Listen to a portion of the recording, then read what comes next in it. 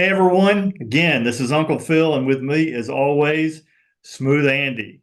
Uh, we are today have finally made our way to the NFC after going through the AFC.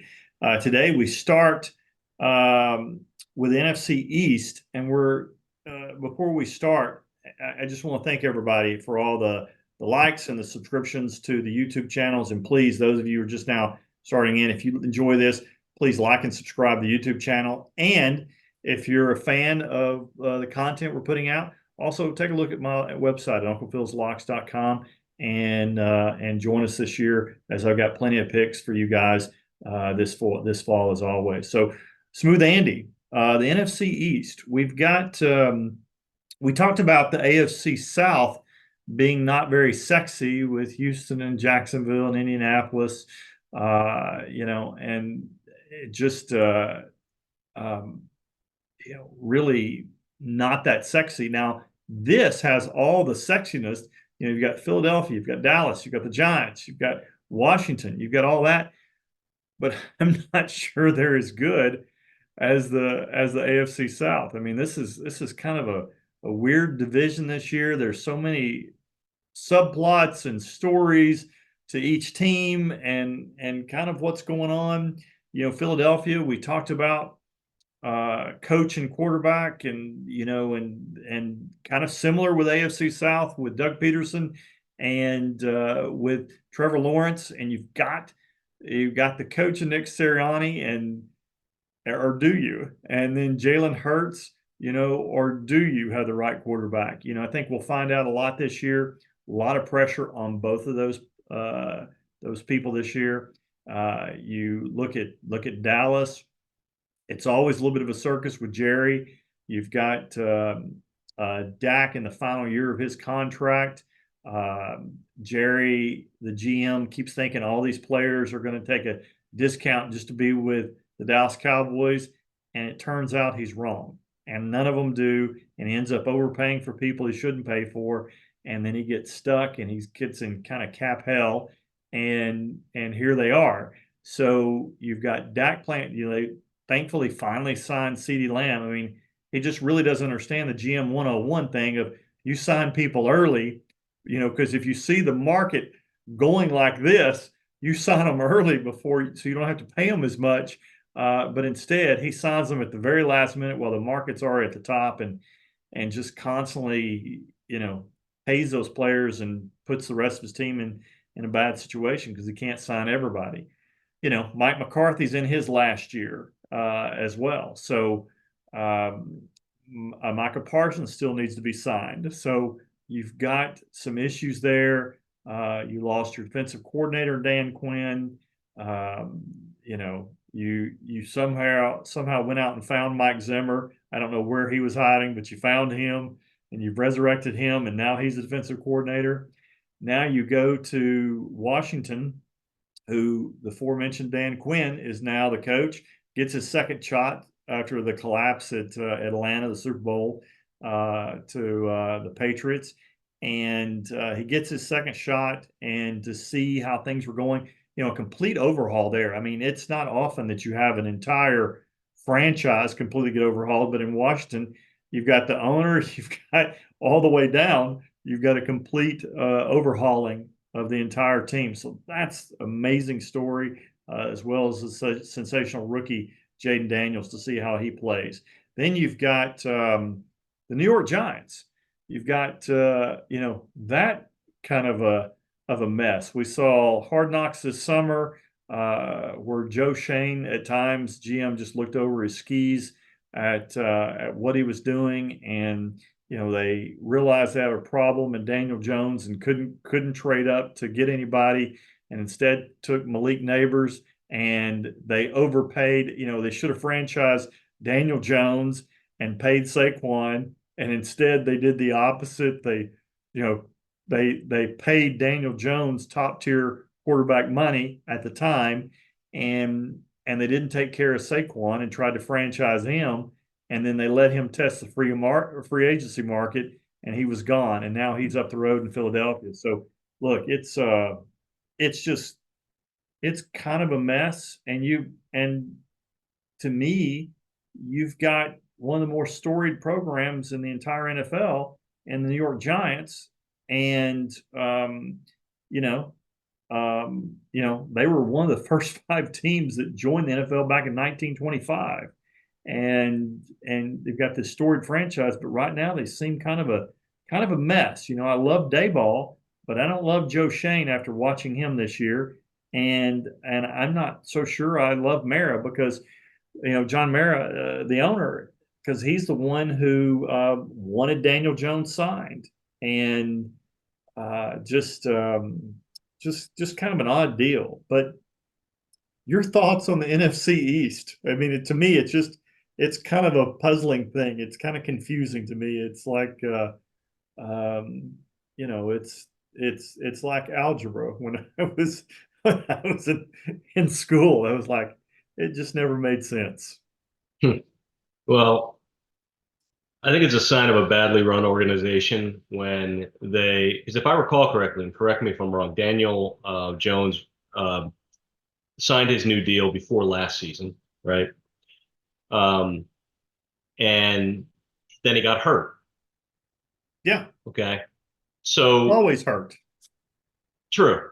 But the fact that you sign a guy to an extension, to your point, like near the top of the market, and then a year later, when he missed most of the year with an injury, it's not like he went out there and threw 32 interceptions and just stunk it up. Not that I think he's a great quarterback, but you gave him that extension, and then he goes out and gets hurt, barely plays, and then you're already, the next draft you're looking to trade up to get a quarterback, and that's a sign. If you don't think Daniel Jones is the guy, you don't make that sign. You don't sign him. And if you do think he's the guy, you got to at least give him another year or two to live up to his contract. I think they were wrong to sign him. I know it's hard to do that because then you have to just start at square one. It's really hard to do that. But bad franchises re-sign mediocre players hoping to scrape into the playoffs when they know they won't ever win a Super Bowl with that guy. Um, and I've seen that in Washington for a long time, and hopefully that's changing now. But that's, I mean, that to me is a big sign. You sign somebody to a big deal, and then a year later, when he got hurt, you're already looking another direction. It's just that's how you get into cap hell. So we'll see about that. They are, I think, probably going to finish below Washington, No but it's question. hard to know. No It's question. well, I don't know about no question. We don't really know what we've got with Washington we've got a new quarterback, you got a new head coach, you got new coordinators. I think they're moving the right direction. I actually saw an article, I think it was on the Athletic, that said that they went through their last like 4 or 5 drafts and showed how many players were still left, and it seems that the new leadership came in and basically purged a bunch of the old guys. They still have Daron Payne and some of the old guys, but they got rid of Jahan Dotson recently, which was kind of surprising. He was a first round pick, and I think they sent him in a fifth rounder for a third rounder and 2 7s or something like that. It wasn't like they got some big haul for him. So I'm not sure what we're going to get with the Commanders. They can't be much worse. And it's funny because if you look at the Commanders, and I'm focusing a lot on points for, points against with these teams when I'm looking at how good their seasons were. Because I think it's a pretty good metric. There's certainly some other ones, but they're basically the mirror image of the Cowboys last year. They had a terrible offense and they had a terrible defense, and the Cowboys, I mean, almost outscored their opponents by 200 points. That's very impressive, despite being, especially when you consider they're being coached by Mike McCarthy. So they had a great year. The question is, can Dak win in the playoffs? And the answer so far is no. I mean, he's like Tony Romo 2.0 as far as that's concerned right now. Oh no, he's worse. Since 1950, Dak has the worst record as a starting quarterback, only tied with Billy Kilmer and Alex Smith as the worst percentage of a starting quarterback, or the worst win percentage in the playoffs. Wow. I didn't Yeah. realize Alex Smith was that bad. I mean, I know he struggled a bit in San Francisco, but I thought he did better when he got to Kansas City. But um, and then of course we have the Eagles, which I mean, you tell me, they got Fangio. That's an upgrade to the poo-poo platter they had on defense last year. I forget who this first guy was, and then they had Matt Was it Patricia come Sean in and Desai, or was he offense? I think he yeah, was. I think he was defense. Yeah, I think he was. And Yep. then and they got rid of their offensive coordinator and they brought in oh gosh, the guy who used to be with the Cowboys. I'm having a brain crap now. Kellen Moore. Kellen Moore, right? So there's a guy who was spoken of as being on the short list for new head coaches when he was with the Cowboys, and now he Right. can't seem to hold a job. So it's hard to see what they're going to get out of that. I'm not saying he's not a good coordinator. It's just the jury's out at the moment. It wasn't out before, but now it seems to be. So that's a really interesting. They're the biggest wild card in the division to me. You just don't know what you're going to get out of Hurts, what you're going to get out of Sirianni and the coordinators, and then their talent. Um, they're the one that could finish at the top of the bottom, and I wouldn't be shocked if Sirianni's magic is as bad as it was last year. They could they what did they lose four in a row at the end of the year plus the playoffs or something like that? I mean, they Yeah, it was a slide. I mean, they started 10-1 and then just collapsed. They are uh, one of three teams um, since the merger, since 1970, that have started 10-1 or better and failed to reach the divisional round of the playoffs. The others were New England Patriots in 2019, Pittsburgh Steelers in 2020, and Philadelphia in 2023. And all three ended up with substantially worse records the next year. did you say The, failed to make the playoffs? no, uh, they made the playoffs, but they didn't reach the divisional round. Okay, okay. And 10-1 or better, didn't reach the divisional round. And the following year, the Patriots went 7-9. The following year, the Steelers went 9-7. What else is new, right? That's what the Steelers do. 9-7-1 actually. And who knows what Philadelphia will do? They certainly got the talent to do better, but it'll be interesting to see how it turns out. But let's focus on the Giants back in because they're just so fun to talk about. Um, you know, last year, let me throw some stats at you. Daniel Jones has missed 21 games because of his injury in his career: ankle, hamstring, neck, and ACL. The last 1,000-yard receiver they had was OBJ back in 2018.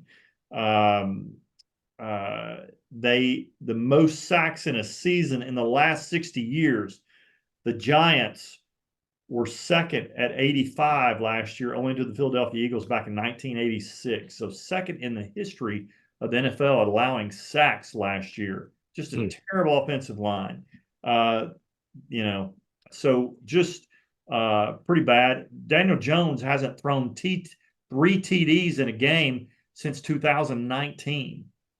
That's unbelievable. He's bad in ball placement, he's bad in decision making, and he's bad in coverage recognition. He's mobile, but he's not really good, doesn't really have good movement within the pocket. So just kind of an odd deal. Letting Saquon go, you know, you know, I think I've talked about it before, is that some quarterbacks are tractors and some are trailers. So they're tractors, they pull everybody else, and some are the rest of the team to pull them. Well, he's clearly a trailer, needs to be pulled, and he needed Saquon. And you need somebody, clearly their best player on their entire team, and you let that guy get away, and Dayball, had an issue last year as well with defensive coordinator Wink Martindale. He's out. So that's gone, and that was kind of a friction team. And then this year's new defensive coordinator Shane Bowen came from the Titans, was there a couple years with them. So we'll see how that goes in that relationship. Hopefully that'll be better. But man, just from an offensive perspective, you know, and Daniel Jones in preseason, um, you know, threw two interceptions in one game. One was an awful pick six. The other one, he just left the ball short.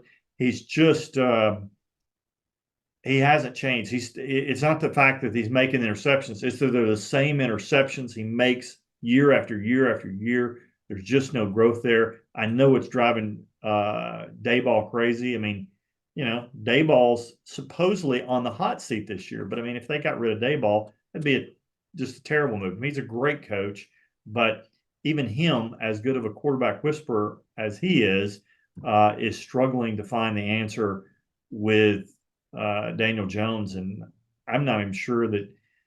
I mean, Daniel Jones will be, I guess, be a backup somewhere probably next year because the Giants should just be bad. They just should be bad. They've got a bad roster. I mean, it's not good, and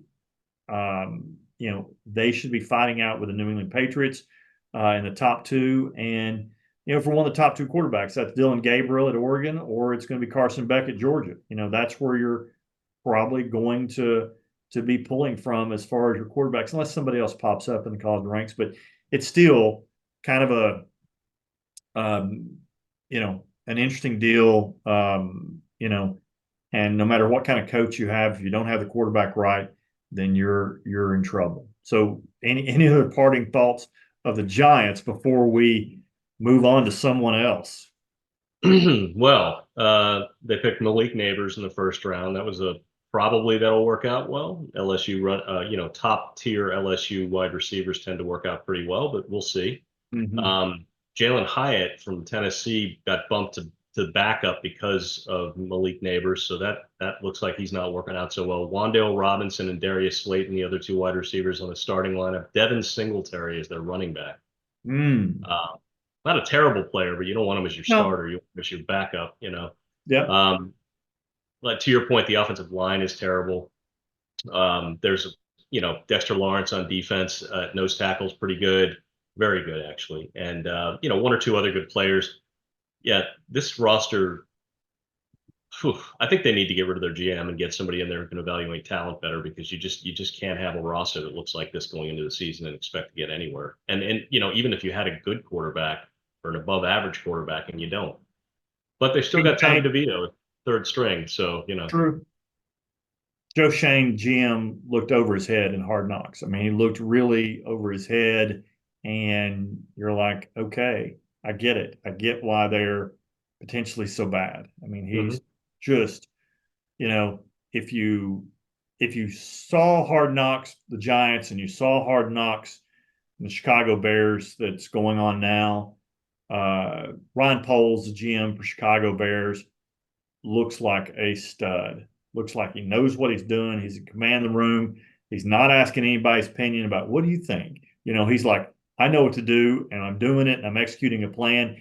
Where Joe Shane's like, I don't know, what do you think? And like, it looks, he looks in over his head, and that's an organization who does not need a GM or is over his head because you feel like John Mara when he comes in, he goes like, whatever you think, and John Mara's I mean, doesn't seem like he's that owner.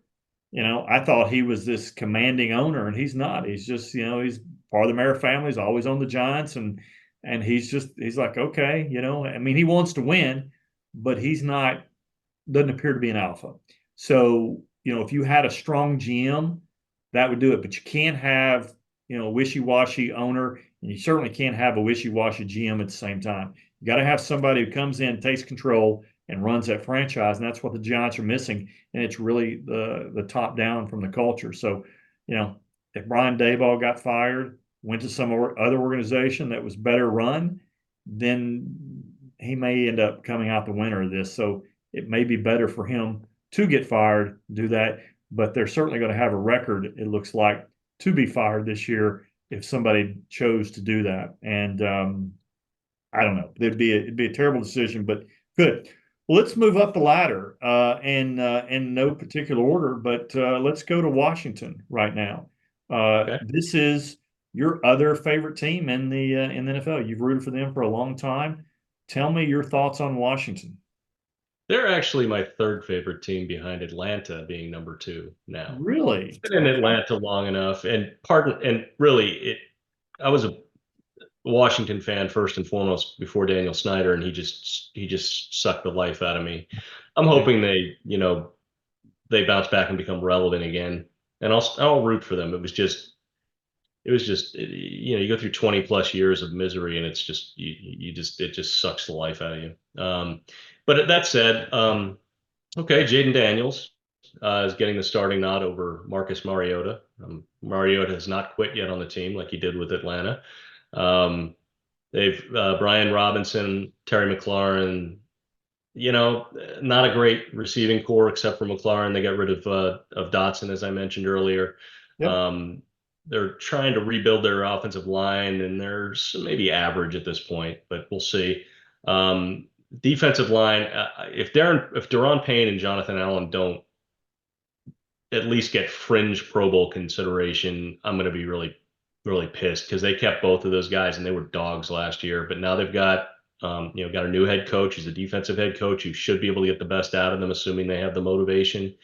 Um, it can be soul crushing to play for a team as bad as Washington, so I can understand why maybe the numbers haven't been there the last couple of years, but they really need to step up and show that they belong here. They've added Bobby Wagner to the linebacker core, not the player he used to be, but still a good veteran influence. So it'll be interesting. I expect them to take a step forward, but there's almost no room to go backwards. So that's going to almost certainly happen. So maybe a 6 or 7 win team, probably second to last place in the division, something like that.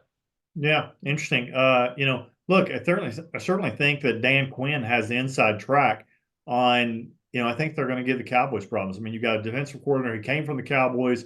He's got to know them intimately. Not only that, but he also took 4 players with him. He took their center, Tyler Bodish, and he took defensive end Dorrance Armstrong, took Dante Fowler Jr., and he took the cornerback, Noah Igbione, and so he's with him as well. I doubt he'd be taking. I mean, he knows those players intimately. He wouldn't be taking them if they weren't good. I'm sure that's a plus.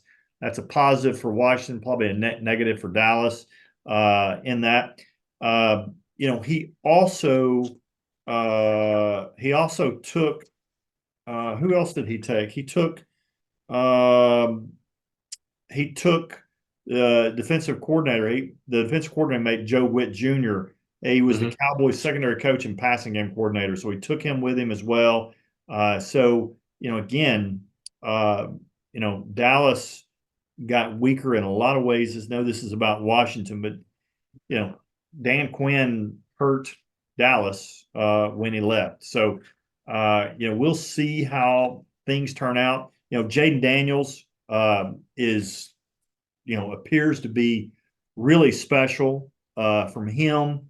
He Some interesting things about Jaden Daniels is that last year in college, Jaden Daniels only had 22 off-target throws, so very accurate, where Caleb Williams had 39 and Drake May had 52. Hmm.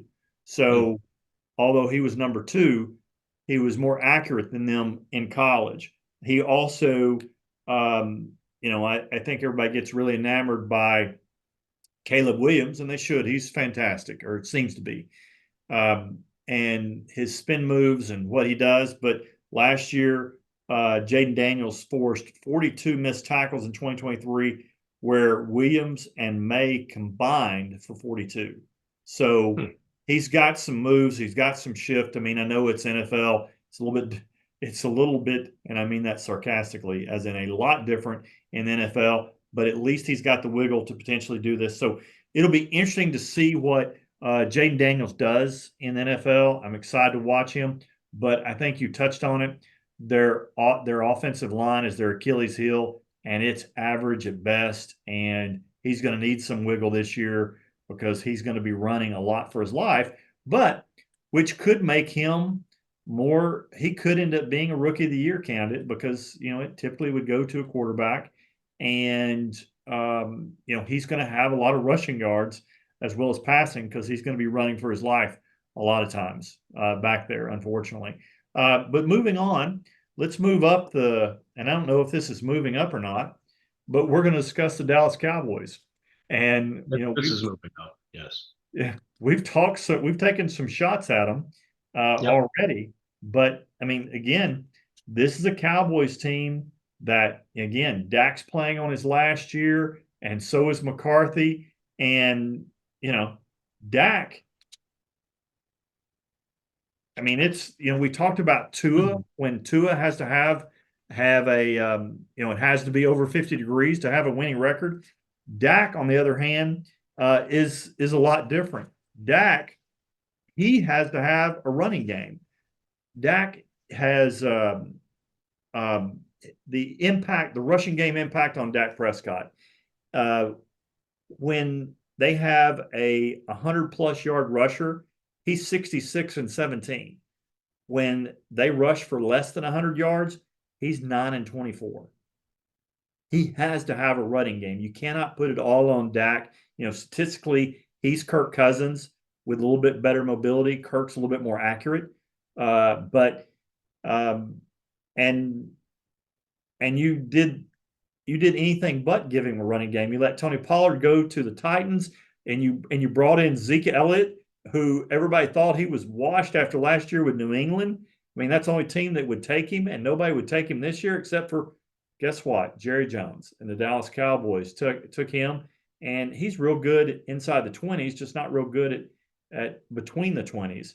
So um, today they signed Dalvin Cook, which again is a little bit of a retread.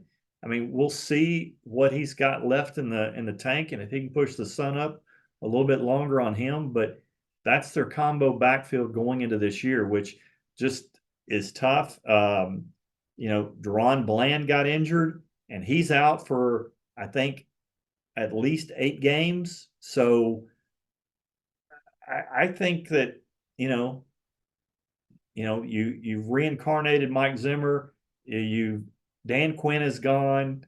Um, I think this has the chance to be a really, really bad team this year. I really do. I think this team is not even close to a playoff team. I think that, um, I mean, they start off the season. Have you looked at their schedule? Their schedule is just horrendous. It's extremely top heavy. Start the season at Cleveland versus New Orleans. That's a win. Versus Baltimore. That's going to be tough. I mean, that's not suited for them at all. They've got at the Giants, Thursday night football. I would assume they'll win that one. Then they go at Pittsburgh, second week in a row. That's going to be tough for them. Then they've got versus Detroit. That's tough. Then they've got a bye. Then they've got at San Francisco, at Atlanta, versus Philadelphia, versus Houston, at Washington, and then they rolled, and it's versus the Giants, versus Cincinnati, at Carolina, versus Tampa Bay, at Philadelphia, versus Washington. I really think by Thanksgiving they could be out of the playoff run. I think they could be done. No, that's a hot take. I don't think so. I think that they could be done, and it's all because of what they've done. I mean, they've got Dak Prescott, but they really don't have a backup plan. Jerry Jones has mismanaged the quarterback situation. He's mismanaged a lot of things, but he's mismanaged the quarterback situation just completely there in Dallas. I want to read this to you.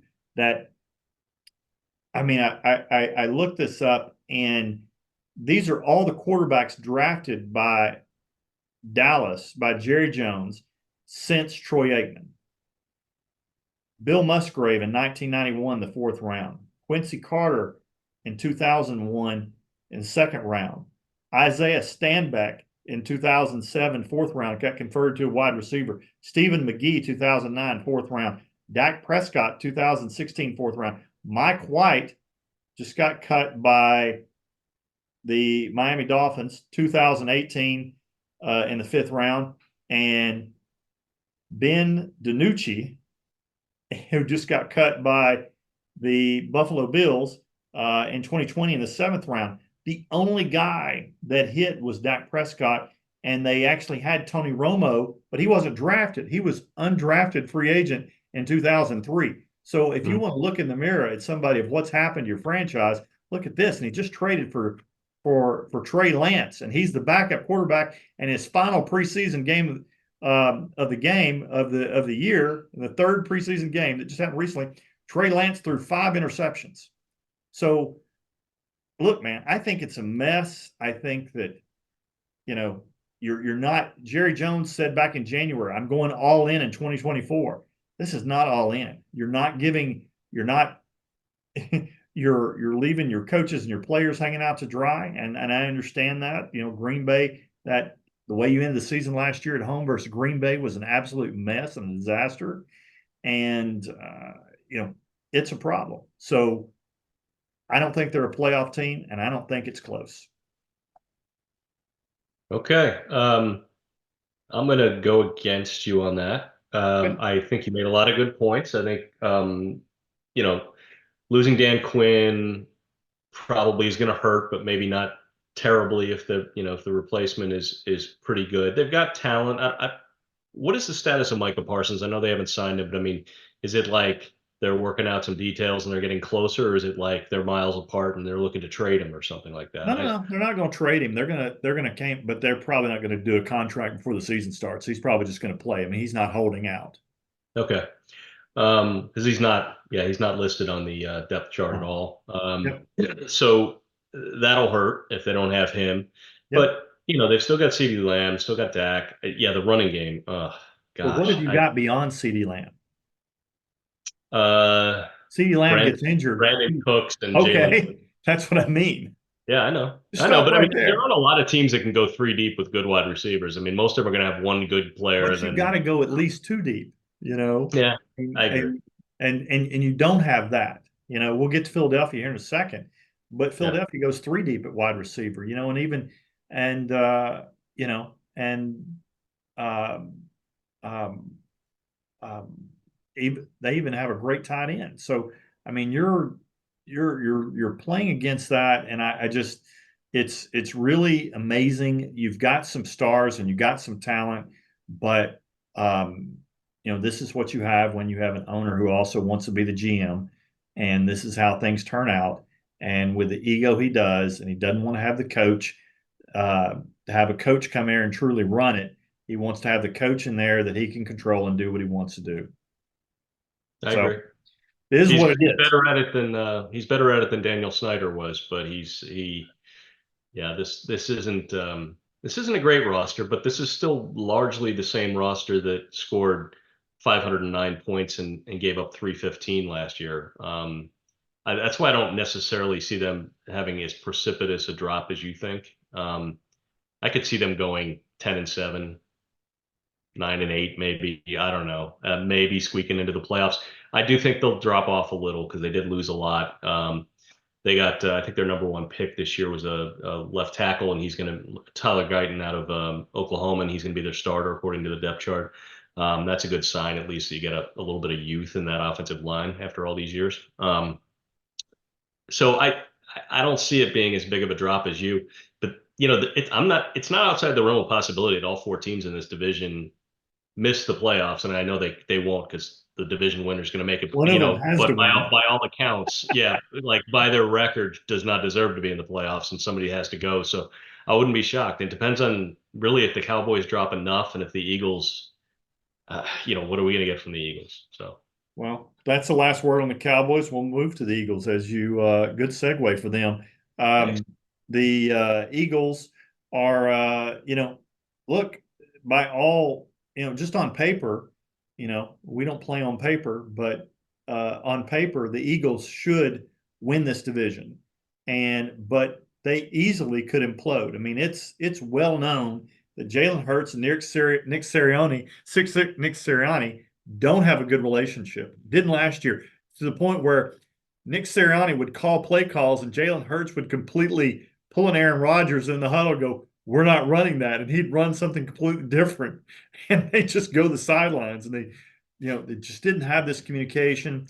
I compared it earlier to Doug Peterson and Trevor Lawrence, but at least they have a good relationship. They have a good relationship. It's just this Doug Peterson, can he be the guy?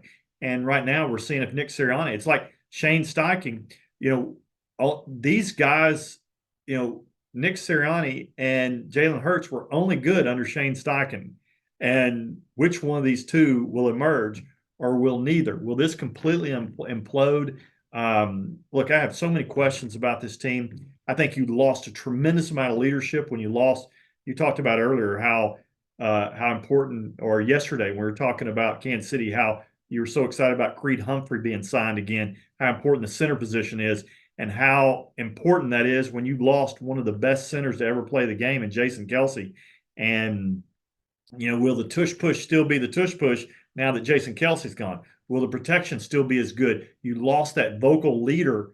He's clearly a leader. You saw that emerge. You saw his personality after the Eagles were eliminated while he was supporting Travis, his brother Travis, as Kansas City was making their run. And you saw his leadership. You're like, oh, okay, he's the guy. And then you lost Fletcher Cox on defense, although a veteran, but that's still the biggest voice in the room. You lost the two biggest voices in the room, and that's potentially an issue. And then you've got the issue with coach and quarterback, the tension there. So, and you brought in Kellen Moore, who the offensive coordinator that used to be this shining rising star, who's not such a rising star anymore and got some tarnish on him. Now, he does like to play 11 personnel a lot. And so he's got three dynamic wide receivers and a phenomenal tight end. So Jahan Watson should go there and fit in really well and not have to even be a number two. He's probably the fourth option there as far as receivers and tight ends go. So I just don't see anybody that can line up, um, you know, as far as matching up, can play those receivers man to man. You have to play zone because I just don't think anybody can do it. When you've got AJ Brown and Devontae Smith, I mean, I just don't see how you can do it. The only other team that's got the embarrassment of riches at wide receiver are the Houston Texans, and so they've got their triplets. They're loaded, and that should be fun.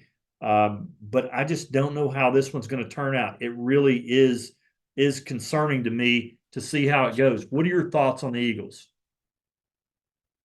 I think I'm encouraged by the coordinators that they brought in, and that's a big thing. Sirianni, it's interesting that we've been speaking of him as if he's kind of on the hot seat, which he might be. But I was actually reading his bio on the Philadelphia page because I wanted to look and see who their coaches and coordinators and everybody were again, just to refresh my memory. He's got a combined 34-17 record. It's the best record of any Philadelphia coach in terms of winning percentage in the history of the franchise. And we're talking about him, possibly not being the coach next year. Last year ended very poorly. The question is, did that happen because the team quit on him and they just don't like him anymore as the head coach, or was it the coordinators were bad? Some third thing. Obviously, not having your quarterback and your head coach on the same page I mean, that can just undermine an entire locker room. But I mean, you look around at this roster and they got talent everywhere. But most of this talent is the same talent that crap the bed down the stretch last year. So what kind of attitude are they going to bring to the game this year? Are they ready to get back at it and win, or are they wishing Sirianni wasn't there anymore? This is one of those teams like Cleveland a little bit with Deshaun's health. It's some of these teams where it's like, what do you got? The Colts have a nice team, but is Richardson really the guy? Things like that. This one is a team where I could see them go 7-10, or I could see them go 12-5. I just don't know whether they're going to attack the season with optimism and together, or are they going to just be all griping and the same shambles they were down the stretch. You're 100% right. What leaders will emerge to control that locker room, and will they be the right leaders? Will they bring it together? Will they divide it further? It could be. I mean, teams figured out last year, the last four games of the season, teams figured out that Jalen Hurts didn't like the blitz, and they blitzed him 68 times, and they didn't blitz him 55 times the last four games of the season. So everybody figured out that when you blitzed him, he panicked and he would leave the pocket prematurely, which disrupted the timing and the flow of the offense, and it was just a mess. So we'll see what happens. Can Jalen Hurts, the book's out on him. You blitz him, it's a problem. Will teams figure that out this year, or will that just come from the very start? Because I mean, it's going to happen. Now the book's out. Will he be able to adapt to that? And what will Kellen Moore do to help him? I mean, it's at the end of the season, their defense also was a shambles. You mentioned that they were outrushed. They were outrushed by an average of 173 yards in their final 7 games. 173. I mean, how do you even do that in a professional football game? So, certainly their last loss against Baker Mayfield last year in the Tampa Bay Buccaneers in the playoffs was the second largest playoff loss in franchise history of 23 points. You just, I mean, that's just unacceptable. The people of Philadelphia, that's a very proud city. That's a very tough loss to take through the off season. I certainly hope that they fix things in the off season, because the Philadelphia fans, they don't suffer fools well, and they will turn on that team in a heartbeat if they do that. And it'll be a very, very long season. So look, I don't get it. But I'm like you. I could see this team going either way. This team, they could win the division, and in my opinion, be the only team that wins the division. It's kind of like the NFC South has been the past few years, like win by default. But this team could also just really implode. It's just going to be Nick Sirianni's seat is the hottest of the hottest, regardless of his record at this time. But again, like we talked about, they got rid of Doug Peterson after he won a Super Bowl. Nick Sirianni's could be next. But any final words on the NFC East before we wrap it up? No, I guess we'll do our order of finish. We are. It's rack 'em and stack 'em time, and you're up. This is not easy.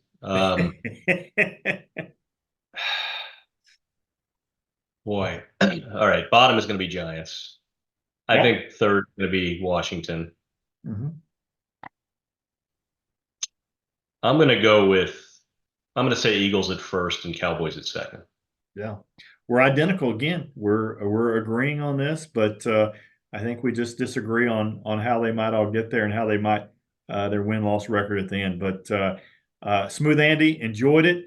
We'll see you tomorrow, where we will explore the NFC South, and we'll dig into that and talk about that, how they've emerged. Excited to talk about that, and to talk about your second favorite team in the NFL, the Atlanta Falcons, who should be amazing. Guys, thanks for tuning in. It's Uncle Phil. Guys, if you like this, if you enjoyed this, subscribe and like to our YouTube channel at UnclePhil'sLocks.com, and also go to the website, UnclePhil'sLocks.com again, or Uncle Phil's Locks, the YouTube channel, UnclePhil'sLocks.com, the website, if you want picks during the season. But guys, thanks for always joining in, and as always, let's roll.